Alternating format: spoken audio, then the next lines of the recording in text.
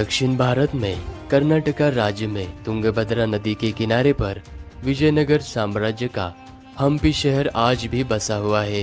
विजयनगर साम्राज्य में महान शासक कृष्णदेवराय जैसे अनेक 7 डायनेस्टी के द्वारा राज किया गया था।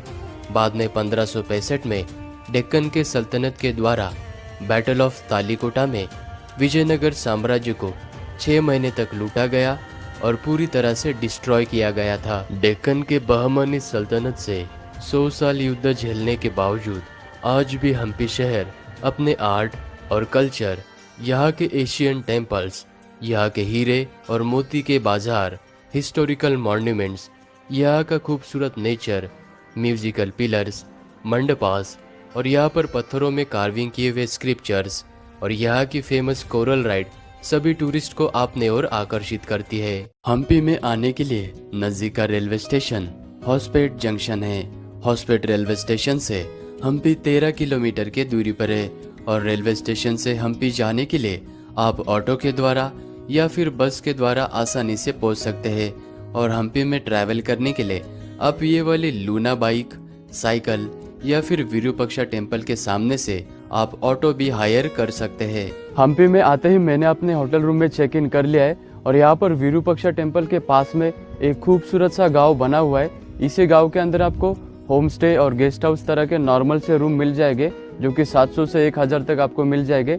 और मैं यहाँ पर अर्चना गेस्ट हाउस में रुका हूँ जो कि तुंगभद्रा नदी के किनारे पर है। इसके डिटेल्स मैंने डिस्क्रिप्शन में दी हुई है। हम्पी में अब पहले दिन की शुरुआत 15वीं शताब्दी में बने हुए और तुंगभद्रा नदी के किनारे पर बसे हुए विरूपाक्ष मंदिर से कर सकते हैं जो कि हम्पी के मुख्य बाजार में स्थित है। और यह मंदिर भगवान विरूपाक्षा और उनकी पत्नी देवी पंपा जी को समर्पित है।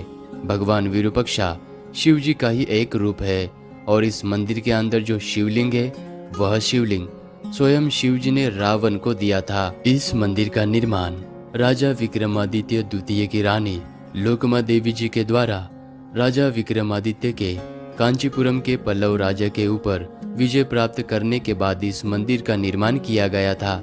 बाद में विजयनगर साम्राज्य के राजा कृष्णदेवराय जी ने अपने अभिषेक के समय पर 1509 ईस्वी में इस मंदिर का इस 9 मंजिली गोपुरम का निर्माण करवाया था। इस मंदिर के तहखाने में आपको ये छोटा सा हॉल दिखाई पड़ेगा और यहाँ से जब सूरज की किरण अंदर आती है तो बाहर जो गोपुरम है उसकी परछाई आपको यहाँ पर नजर आती है। लेकिन गोपुरम तो सीधा है, उसकी परछाई यहाँ पर आपको उल्टी दिशा में नजर आती है। ये यहाँ की खासियत है। और इस मंदिर में आपको ये वाली हाथी यानी कि लक्ष्मी नजर आएगी जो कि सभी को आशीर्वाद देती है। विरूपाक्षा मंदिर के पास में ही हेमकुटा पर्वत के ऊपर ये कड़ले कालू गणेश जी की प्रतिमा बनी हुई है। ठीक इसी जगह पर एक बड़ा सा पत्थर हुआ करता था।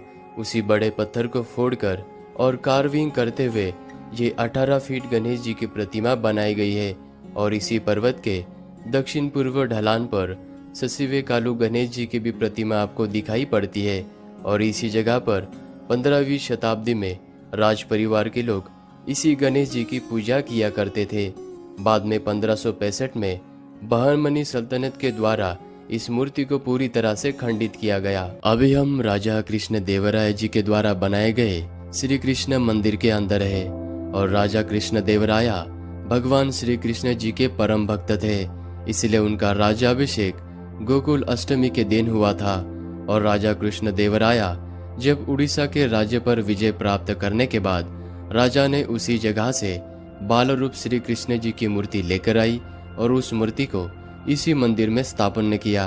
और फिलहाल वह बाल कृष्ण जी की मूर्ति चेन्नई के गवर्नमेंट म्यूजियम में सुरक्षित रखी हुई है। इस मंदिर के गोपुरम के ऊपर राजा कृष्णदेवराय के उदयगिरी अभियान का चित्रित वर्णन किया हुआ है। और इस मंदिर के अंदर एक रंग मंडप बना हुआ है। उस मंडप के पिलर पर श्री कृष्ण जी के 10 अवतार और वैष्णव आकृतियां एक ही पिलर को कार्विंग करते हुए बनाई गई है। और ठीक इस मंदिर के सामने आपको कृष्ण बाजार नजर आता है। यह बाजार उस जमाने में खाने पीने की चीजों के लिए फेमस था। कृष्णा मंदिर के पास में ही ये लक्ष्मी नरसिम्हा जी की विजयनगर साम्राज्य की सबसे बड़ी प्रतिमा आपको यहाँ पर नजर आएगी।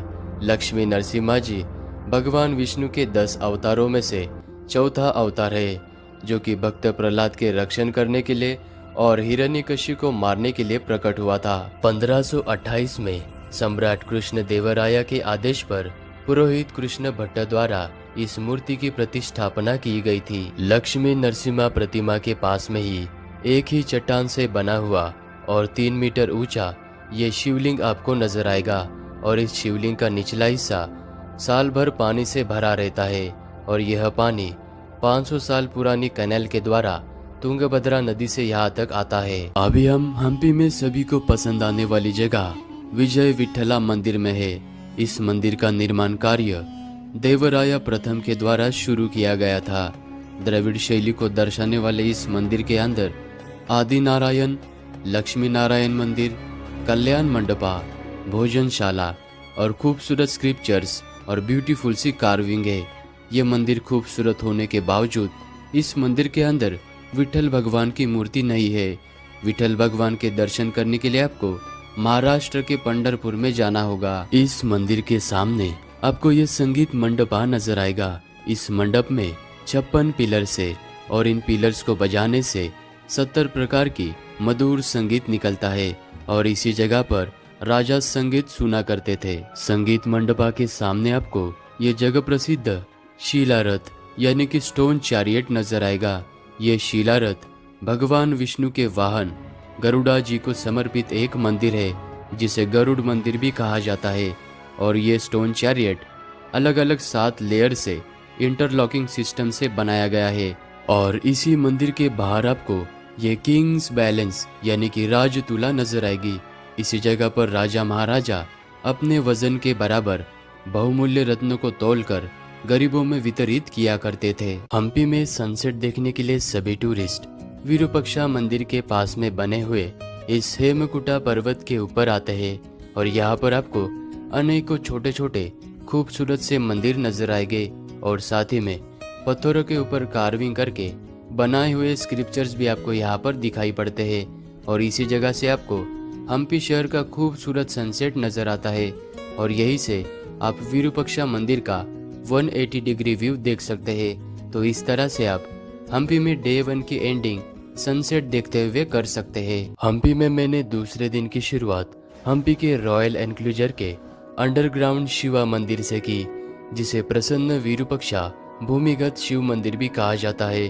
14वीं शताब्दी में बना यह शिव जी का मंदिर राजा कृष्ण देवराय जी के समय का है। ये मंदिर दशकों तक जमीन के अंदर था। 1980 के आसपास में आर्कियोलॉजिकल सर्वे ऑफ इंडिया के द्वारा यहाँ पर खुदाई करके इस मंदिर को रिस्टोर किया गया और यह मंदिर जमीन के अंदर होने के कारण इसे अंडरग्राउंड शिवा मंदिर कहा जाता है और इस मंदिर का बहुत सारा हिस्सा अभी लुप्त हो चुका है। अंडरग्राउंड शिवा टेम्पल से थोड़ा सा आगे आने के बाद आपको ये वाला प्लेटफॉर्म नज़र आएगा। यहाँ से आपको हिस्टोरिकल बहुत ही अच्छा पैनोरामिक व्यू नज़र आता है और यहाँ पर आपको ये वाले नोबलमैन्स क्वार्टर नज़र आएगा। ये हिस्टोरिकल प्लेस है जो इस डायनेस्टी के जो भी मंत्री थे, सामंत थे, जो भी कमांडर हुआ करते थे, वो इस जगह पर रहा करते थे और यहाँ पर 15 से भी ज़्यादा पैलेसेस बने हुए थे रहने के लिए। अभी हम रॉयल एनक्लोजर के अंदर है और अंदर आते ही सबसे पहले आपको रानी के पैलेस का ये निचला फाउंडेशन मात्र नजर आता है। किसी जमाने में इस जगह पर रानी का आलीशान पैलेस जो कि सोना चांदी और हीरे जवाहरातों से बना था। बाद में बैटल ऑफ तालिकोटा में बहमनी सल्तनत के द्वारा इसे पूरी तरह से डिस्ट्रॉय किया गया और लूटा गया। रानी के पैलेस के आसपास में आपको ये 3 बड़े बड़े वॉच टावर नजर आएंगे।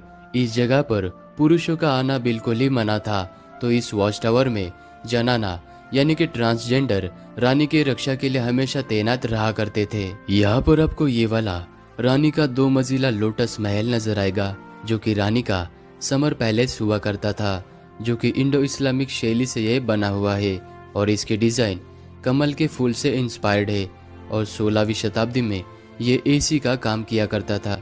इस पैलेस के पिलर में टेराकोटा पाइप्स लगे हुए हैं और इस पैलेस के गुंबद में पानी भरा जाता था और वो पानी जब पाइप से सभी दीवारों को गीला करता था और हवा चलती थी तो इस तरह से ये एसी का भी काम करता था। यहाँ पर आपको एलिफेंट स्टेबल यानी कि ये हाथीशाला नजर आएगी।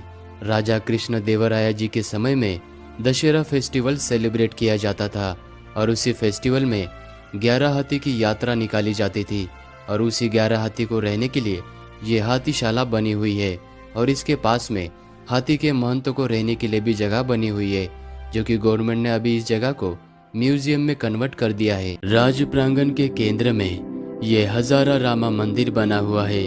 रानी अन्नला देवी द्वारा दिए गए अनुदान का पहला संदर्भ 1416 में पाया गया है।